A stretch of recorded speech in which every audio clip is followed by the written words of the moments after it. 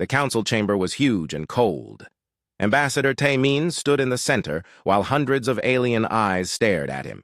His hands stayed steady at his sides even though his heart was beating fast. The Vortani High Commander Veltar rose from his crystal throne. His forearms moved as he spoke in a voice that sounded like grinding metal. "Humans have spread too far too fast," Veltar said. "You take planets without asking. You build where others fear to go. The Council has decided your punishment." He paused and his black eyes gleamed. "Exile to Kepler 442c, to the toxic jungle." Gasps came from the alien observers. Even the brave Krillian warriors shifted in their seats. Taemin had heard the stories. Every species that went into that jungle died. The plants there made poison. The air burned lungs. The animals were nightmares with teeth and claws. "How many humans will face this exile?" Taemin asked. His voice stayed calm. 12 of you," Veltar replied. "Enough to make an example, not enough to matter when you die." Behind Taemin, Captain Dong-hyun stepped forward. He was tall for a human with scars on his hands from many battles. "We accept," he said simply. The aliens looked shocked. They expected begging or anger. Instead, Dong-hyun nodded to his team. Dr. So-young picked up her datapad and started reading about the planet. She was small, but her mind was sharp. She studied alien life forms and could find patterns where others saw chaos. Engineers Hyun-woo and Ji-yeon whispered to each other about equipment they would need. Hyun-woo was good with machines, while Ji-yeon could build anything from scraps. Survival expert Young-ho checked his gear. He had lived through deserts, ice worlds, and toxic swamps. His weathered face showed no fear. Communications specialist. Bora looked excited instead of scared. She loved learning new languages, even animal sounds. Medic Shung-min counted his supplies. He was quiet, but his gentle hands had saved many lives. The other team members prepared in their own ways. The transport ship that took them to Kepler 442c was filled with nervous alien crew members. The Zephyrian pilot Kixmol performed death songs for them. His blue skin turned pale when he looked at the humans. "Why are you not afraid?" Kixmol asked Bora as she watched the planet grow larger on the screen. "Fear makes you stupid," she replied. "We need to be smart to live." The planet looked beautiful from space. Green covered everything like a soft blanket. But So-young knew better. Her readings showed acid rain, poison spores in the air, and heat that could kill. The jungle stretched from ocean to ocean with no safe places. When they got closer, the ship started shaking. The atmosphere was thick and angry. Lightning crashed through purple clouds. The alien crew stayed far from the windows, but the humans pressed close to look. "Atmospheric pressure is high," Hyun-woo noted. "Gravity is 1.2 times Earth normal. Air composition shows unknown organic compounds." Translation: "Everything here wants to kill us," Young-ho said with a grin. The landing site was a small clearing at the jungle edge. The aliens dropped cargo containers with basic supplies and tools. They would not land the ship. They used hover platforms to lower the containers and the humans. "The pickup signal will activate in 1 year," Veltar's voice came through the communicator. "If anyone still lives." Taemin watched the ship disappear into the purple sky. Then he turned to his team. They stood in a circle around the supplies. The jungle wall rose 50 meters high around them. Vines as thick as trees twisted together. Strange flowers glowed in the shadows. Sounds came from everywhere, clicks, hisses, and calls they had never heard. The air smelled wrong, sweet but bitter, like fruit mixed with metal. Their breathing. Masks worked, but barely. The filters would not last long here. "First priority is shelter," Dong-hyun said. "Second is clean water. Third is food that won't kill us." So-young was already taking readings with her scanner. "The radiation levels are normal, but there are biological toxins everywhere. The plants release airborne chemicals. Some might be defensive, others might be for communication." "The trees," Ji-yeon pointed up, "look at how they lean away from each other, like they don't want to touch." Hyun-woo nodded. "Chemical warfare between species. They're fighting with poison." Young-ho knelt and touched the ground. The soil was black and rich, but strange bugs crawled away from his hand. "Even the dirt is alive here." The first night was hard. They set up camp in the clearing, but the jungle was never quiet. Things moved in the darkness. Eyes reflected their lights. Once something large crashed through the trees nearby. It sounded angry. Sung Min treated everyone for skin irritation. The jungle. Air made their exposed skin itch and burn. "We need better protection," he said. "Our suits won't last a week." That night, as they took turns watching for danger, Taemin made a promise to himself. They would not just survive this place. They would master it. The aliens expected them to die screaming in the green hell. Instead, they would show what humans could do when pushed to the edge. The morning brought new challenges. Their water filters clogged with spores. The food containers started corroding from the humidity. Even their metal tools showed signs of damage. Whatever was in the air here attacked everything. But So Young made the first breakthrough. She found a pool of clear water near some purple flowering plants. Her tests showed it was clean. "These flowers filter the water somehow," she explained. "They take out the toxins." Young-ho tasted it carefully. It was good. If plants here can clean water, maybe they can clean other things too. Bo-Ra heard something in the jungle and went to investigate. The others followed carefully. In a grove of silver trees, she found strange marks on the bark. They looked like writing or pictures.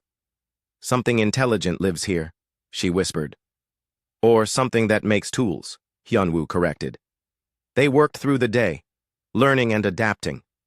Every hour brought new discoveries. The jungle was not just trying to kill them, it was testing them. Plants that looked deadly might be helpful if used right. Animals that seemed aggressive might just be curious. When the second night came, they were still alive. That was more than any other species had managed in this place. Dong-hyun looked at his team as they ate their evening meal. They were tired and dirty, but their eyes still held determination. "Tomorrow we go deeper," he announced. "Into the real jungle?" Seung-min asked. "Into our new home," Dong-hyun replied. The jungle around them seemed to listen. Somewhere in the darkness, something howled. It sounded almost like laughter. The first week in the jungle nearly killed them all. Young-ho's survival tricks that worked on 20 other worlds failed here. The water they found dissolved their purification tablets. The air burned their lungs even through the breathing masks. Plants that looked safe left painful welts on their skin. Sung-min worked constantly treating rashes, burns, and strange infections. 3 team members got sick from breathing the wrong spores. Their eyes watered, and their skin turned red. "Everything here is toxic," he muttered, while applying medicine to Ji-yoon's blistered hands. "Not toxic," So-young corrected as she studied her readings. "Defensive. These plants are at war with each other." She had been watching the jungle carefully, for days. The purple flowers that cleaned water always grew near the silver trees. The red vines never touched the blue ones. There was a pattern here, like a complex dance. "Look at this!" She called the others over to a fallen log. Half of it was covered in green moss that glowed softly. The other half was black and rotting. "The moss stops exactly here. Something is keeping it back." Hyunwoo knelt beside her. "Chemical barrier. The moss can't cross it." "But what if we could use that?" So Young asked. "If some plants can stop others, maybe they can protect us too." Their shelters were falling apart. The humidity made everything rust and rot. The fabric tore easily, and the metal supports bent, under strange corrosion. Ji-yoon worked with Hyunwoo to find solutions. "Traditional materials won't work," Ji-yoon said as she watched their latest tent support crumble. "We need to think like the jungle." She had noticed that some trees had bark. That never seemed to decay. When she tested it, water rolled right off. "If we can harvest this without killing the trees, we might have waterproofing." Hyunwoo found something even better. The Crimson Weeper trees leaked red sap that hardened like plastic when it dried. "This stuff is amazing," he said, spreading it on a piece of metal. "Nothing sticks to it. Acid, water, even those spores." But their biggest problem was not shelter. It was food. Their rations were running low, and everything in the jungle seemed designed to kill anything that ate it. Young-ho had tried cooking local plants and fruits. Most made them sick. A few nearly killed them. "We're going to starve," team member Min-soo said after another failed attempt to eat jungle food made him vomit. "No," So Young said firmly. "We're going to learn." She had a theory. In nature, predators and prey evolved together. If something was poisonous, something else would evolve to eat it anyway. The jungle was full of animals. They had to be eating something. The first animal they met properly was small and angry. It looked like a cat crossed with a porcupine. Sharp spines covered its back, and it had too many teeth. Young-Ho found it caught in some thorny vines near their camp. It's hurt, Bo-Ra said, moving closer despite the creature's hissing. It's also dangerous, Dong-Hyun warned. Those spines are probably poisonous. But Bo-Ra had already seen something the others missed. The creature was thin and weak, not from being trapped, but from being sick. Look at its eyes. See how dull they are? And the way it moves? Seung-min studied the animal from a safe distance. Parasites maybe, or infection. So-young ran a scanner over it. Definitely biological contamination. Some kind of organism is making it sick. Can we help it? Bo-Ra asked. The others thought she was crazy. Help a wild alien predator? But So-young was curious. If they could understand what made jungle animals sick, they might learn what kept them healthy. It took 3 days of careful work. They kept the creature in a safe cage while Seung-min figured out what was wrong with it. The parasite living in its stomach was something they had seen before, in the water that made them sick. Same organism, Seung-min confirmed. But this little guy has been fighting it longer than we have. The treatment was simple once they understood it. The purple flowers that cleaned water made a medicine that killed the parasites. Within hours of getting the treatment, the creature's eyes became bright and alert. Now what? Dong-Hyun asked. Do we let it go?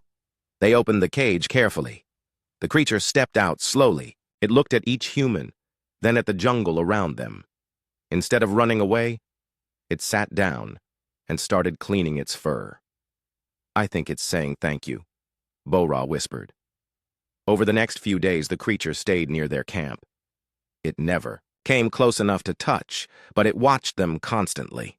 Young-Ho noticed it only drank from the purple flower pools. It ate certain fruits and avoided others completely. It's teaching us, he realized, showing us what's safe. Bo-Ra spent hours watching the creature. She noticed it made different sounds for different things. A low chirp when it found good water. A sharp bark when it smelled danger. Slowly, she started to understand its language. It's not just animal sounds, she explained to the others. There's grammar here, structure. It's trying to communicate. The breakthrough came when Hyunwoo's equipment started failing again. The electronic components were being destroyed by something in the air. As he worked to fix them, the creature started making urgent, chittering sounds. Bo-Ra listened carefully. It's warning us about something. Minutes later, a cloud of glowing spores drifted through their camp. Where the spores touched their equipment, smoke rose and metal started dissolving. But the creature had led them to safety behind some large leaves that seemed to repel the spores. It saved our lives, Seung-min said in amazement. That night, as they sat around their bioluminescent light source, the creature moved closer. Not close enough to touch, but near enough to share their warmth. Bo-Ra made soft clicking sounds she had learned from watching it. The creature clicked back. What did you say? Dong-Hyun asked. I asked if it has a name, Bo-Ra replied. It said something that sounds like Gom-I. From then on, Gom-I became their guide and early warning system. It showed them which plants were safe to touch and which ones to avoid completely. It led them to clean water and safe sleeping spots. Most importantly, it taught them that the jungle was not trying to murder them. It's testing us, So-young explained after another day of discoveries. Every challenge, every danger, every poison, they're all tests. The jungle wants to know if we're smart enough to belong here. And if we're not, Min-soo asked. Then we die, Young-Ho said simply. But if we are... He didn't finish the sentence, but they all understood. If they could pass the jungle's tests, they might find something incredible, a new kind of life where humans and nature work together instead of fighting. The second week ended with them still alive, still learning, and no longer alone. Gom-I slept near their camp every night now. Sometimes they heard it talking to other creatures in the darkness. The jungle was full of life, and slowly, carefully, they were becoming part of it. Tomorrow we go deeper again, Dong-hyun announced as they settled down for sleep.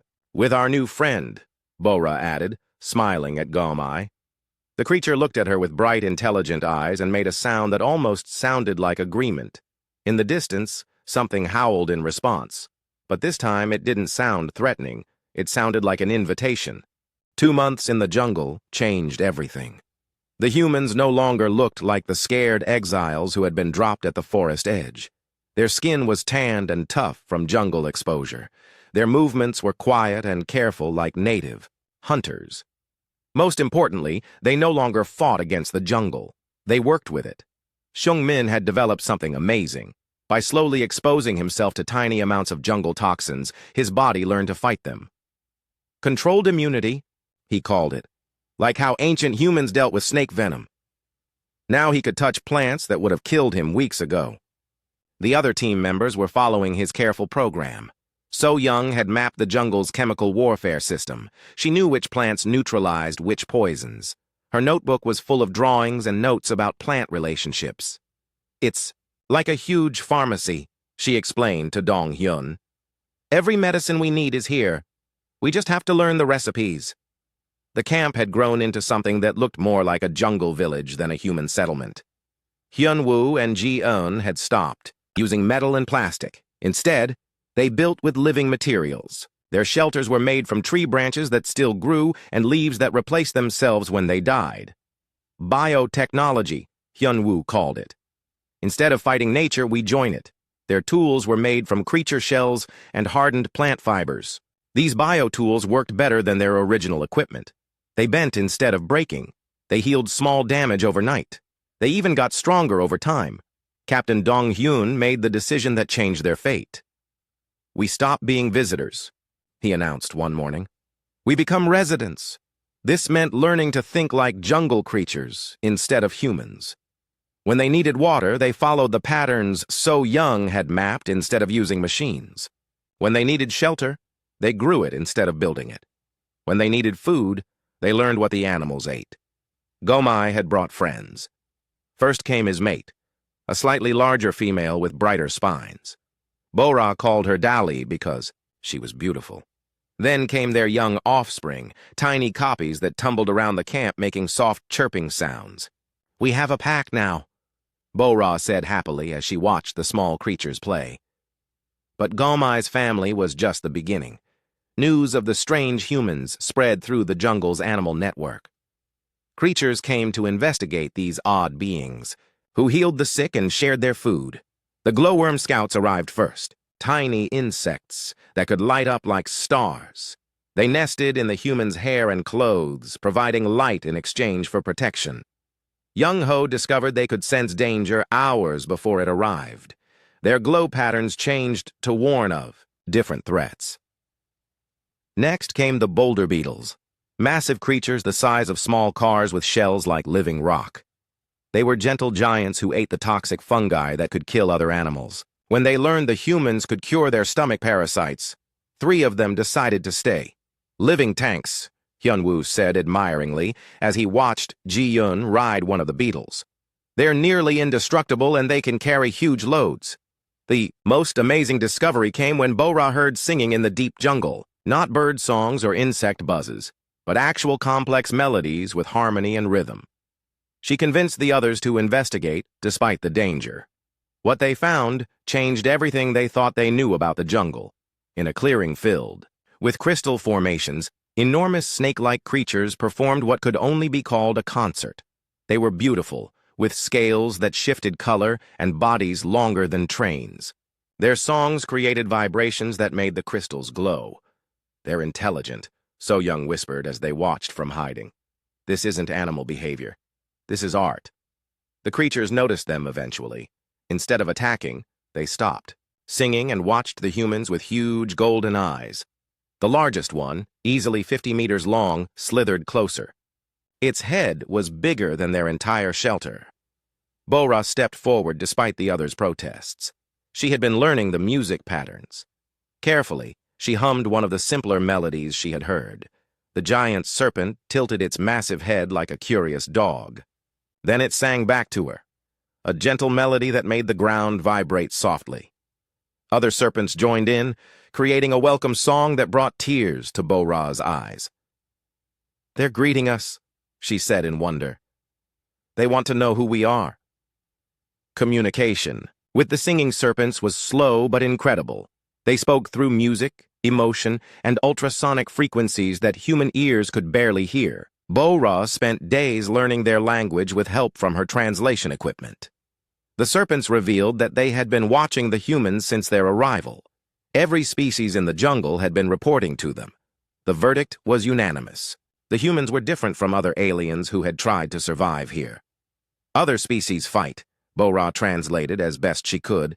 "They try to dominate and control. Humans adapt and cooperate. The jungle approves." Young-Ho made another breakthrough around this time. He had been experimenting with jungle cooking for weeks. Most attempts were disasters, but he was learning the rules.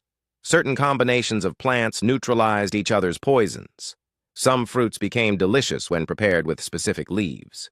"It's all about chemistry," he explained while preparing a meal that smelled amazing. "The jungle creatures know which foods go together. We just have to learn their recipes." The meal he served that night was the best any of them had eaten since arriving on the planet. Roasted fruits that tasted like sweet meat, vegetables that were crispy and flavorful, even a soup made from fungi that somehow tasted like chicken. "How is this possible?" Sung-min asked, amazed. "The jungle doesn't want to kill everything," Young-Ho replied. "It wants to feed its residents. We just had to prove we belonged here."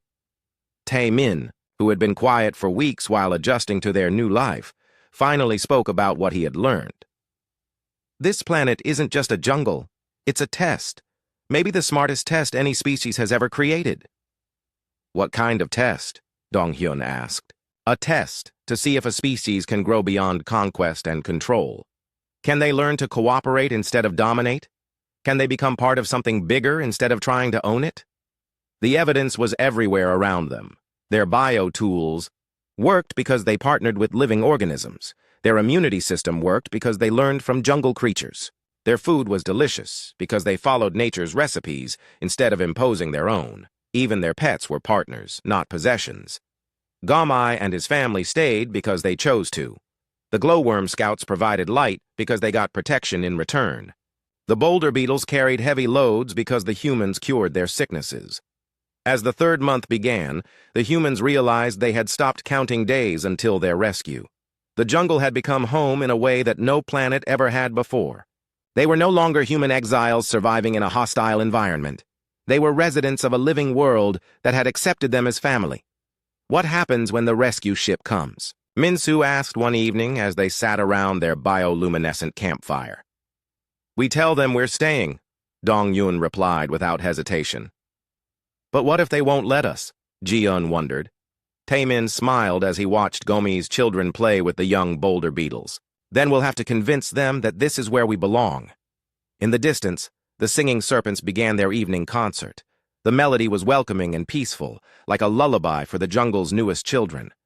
The humans had found their place in the galaxy's strangest ecosystem, and the ecosystem had found guardians who understood its true nature. 6 months after their exile, the humans had become something the galaxy had never seen before. They were no longer just survivors or even residents of the jungle. They had become its guardians, partners, and interpreters. The transformation was so complete that they barely remembered what it felt like to be separate from the green world around them. So Young's research had produced a comprehensive guide to jungle life that read like a cookbook, medical manual, and pet care guide, all in one. She had cataloged over 400 species and understood their relationships. "Every creature here has a role," she explained to the others during one of their evening discussions. "Remove one species and dozens of others suffer.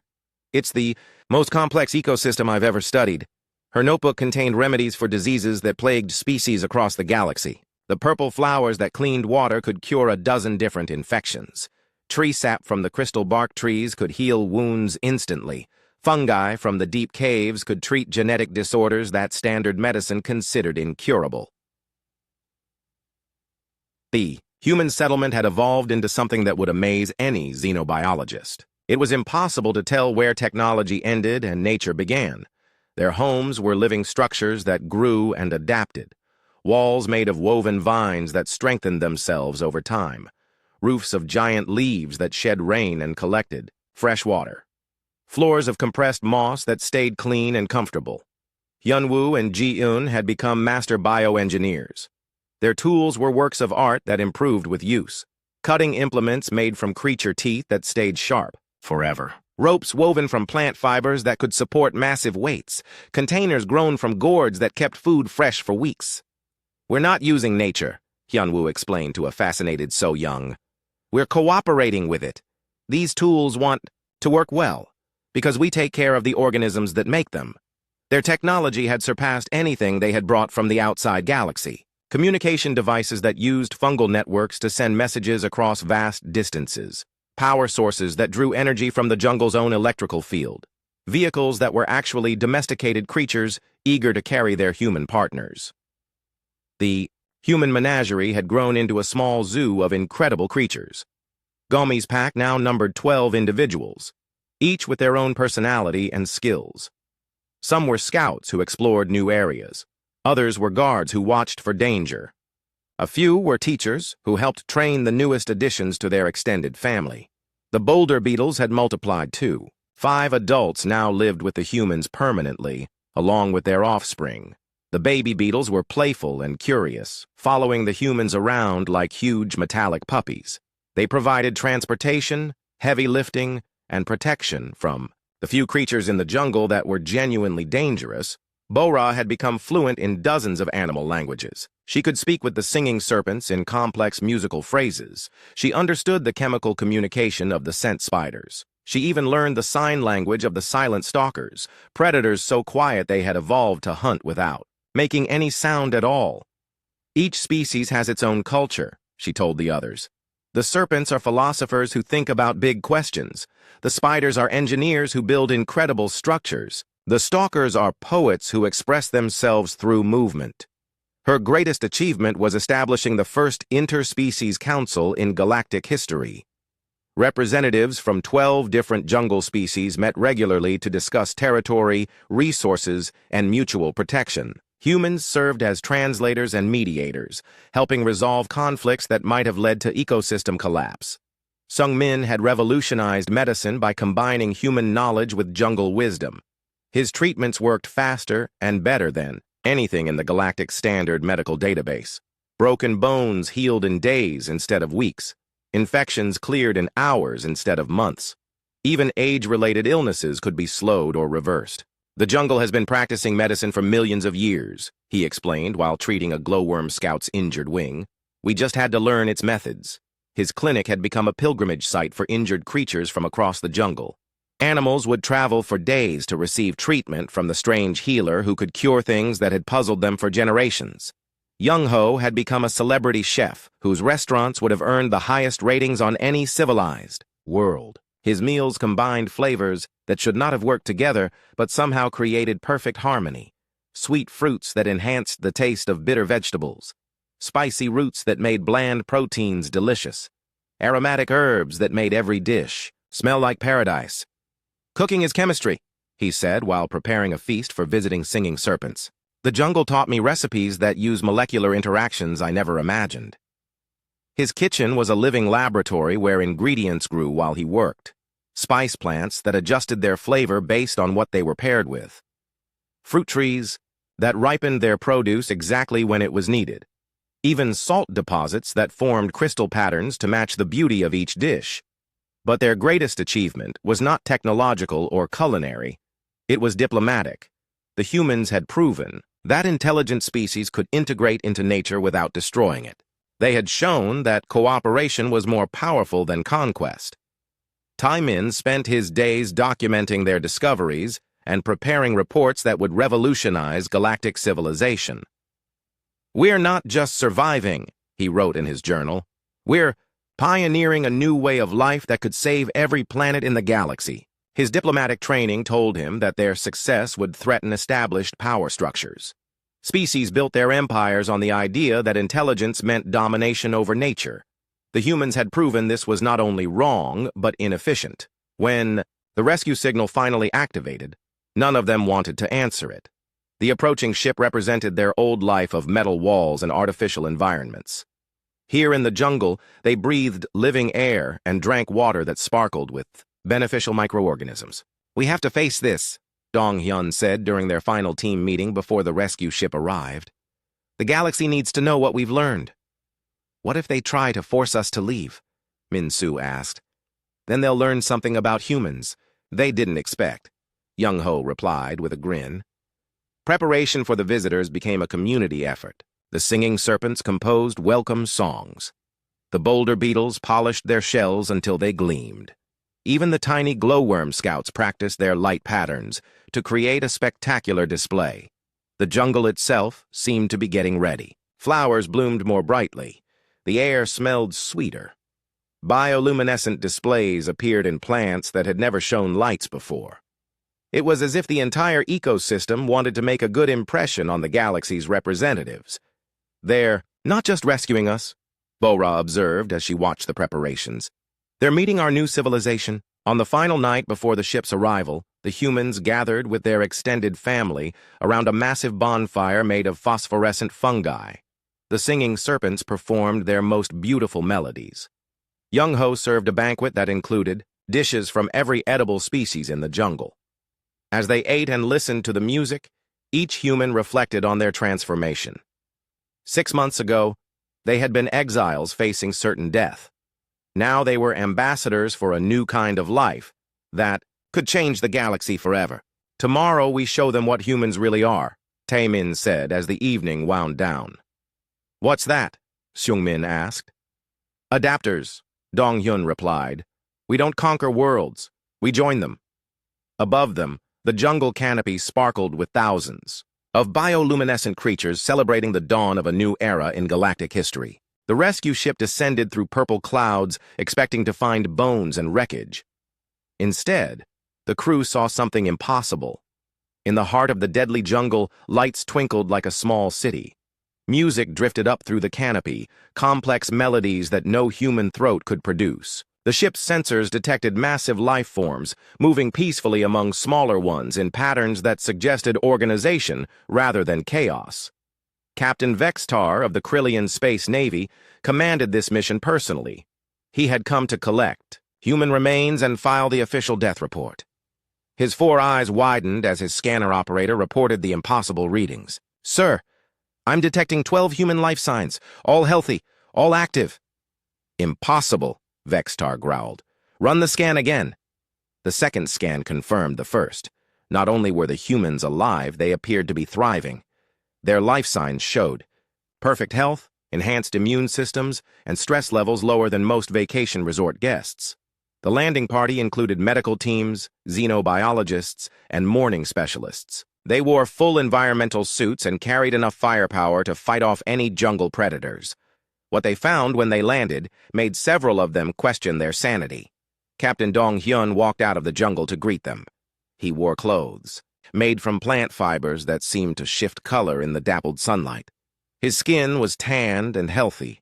His smile was genuine and relaxed. Behind him came his team, looking like they had just returned from the galaxy's most expensive health spa. "Welcome to our home," Dong-hyun said simply. The rescue team stood frozen in their bulky suits, staring at humans who should have been dead. For months, behind the humans, creatures that should have been deadly predators watched with curious but friendly eyes. "You're supposed to be dead," Vextar said bluntly. "We got better," Young-ho replied with a grin. "Speaking of which, are you hungry? Dinner will be ready soon." What followed was the most surreal first contact in galactic history. The humans led their would-be rescuers through a jungle that had been transformed into a living paradise. Bioluminescent. Pathways marked safe routes. Friendly creatures served as guides and guards. Plants growing in careful patterns provided food, medicine, and shelter. The rescue team's environmental suits began overheating in the humid air. So Young offered them cooling vests made from specialized plant fibers that regulated temperature. Better than any technology.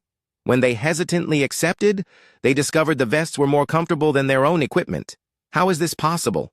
The expedition's lead scientist asked as he watched Bo-Ra have a musical conversation with a creature that looked like a 50-meter snake with rainbow scales.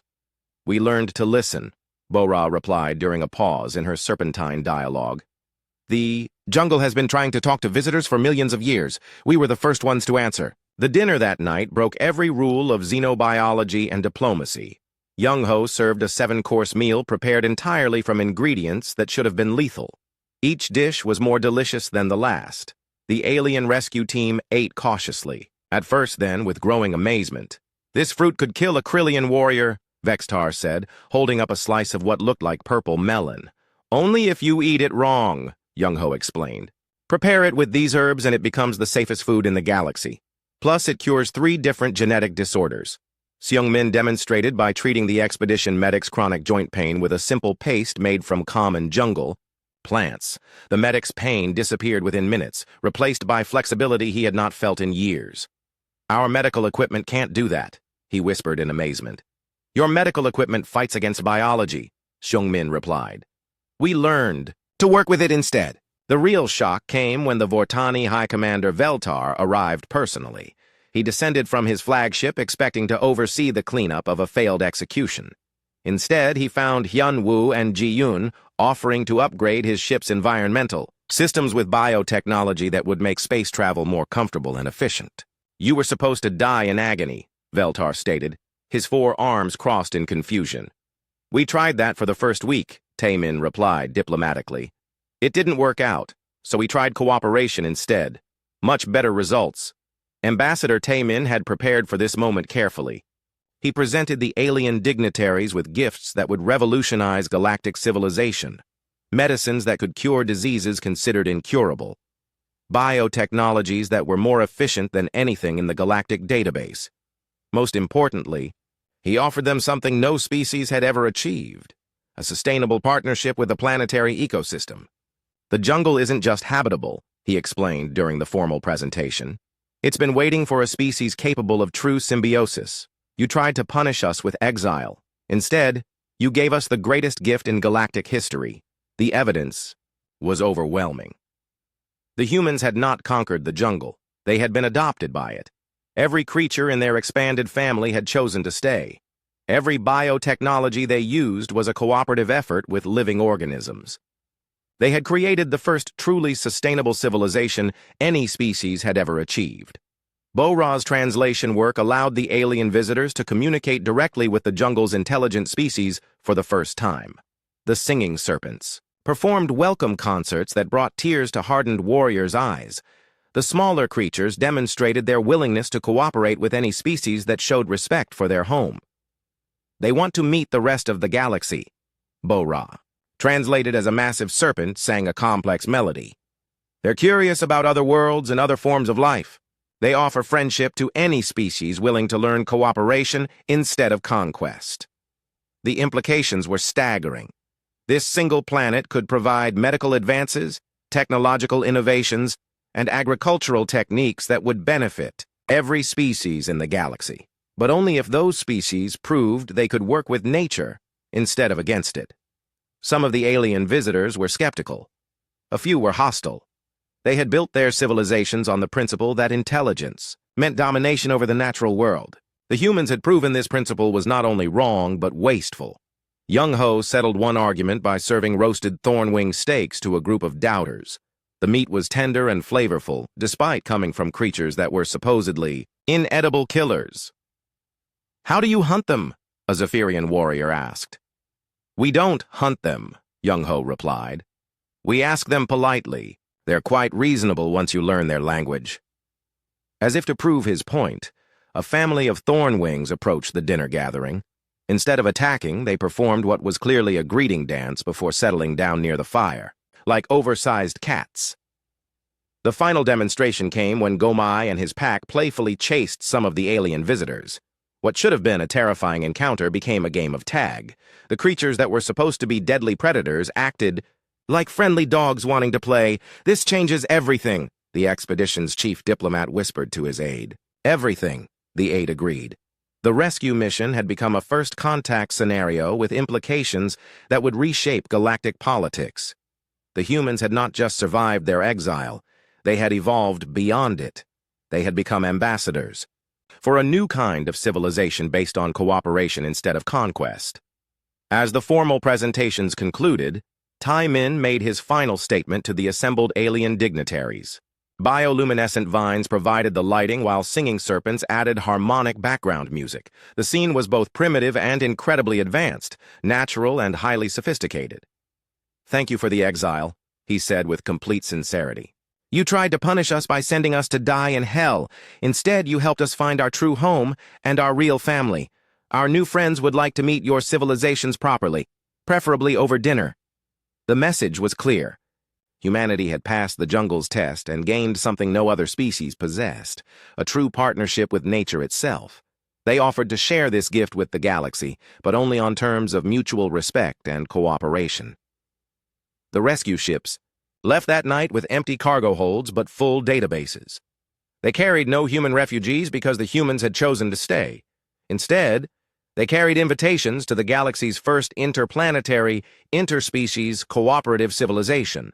As the ships disappeared into the purple sky, the humans gathered with their extended family around the communal fire. Tomorrow would bring new challenges as they prepared to welcome visitors from across the galaxy. But tonight, they celebrated their transformation from exiles to pioneers. The jungle around them pulsed with bioluminescent approval, and in the distance, the singing serpents began a new melody, a song of welcome for all the new friends who would soon come to learn what the humans had discovered in the green depths of their impossible home.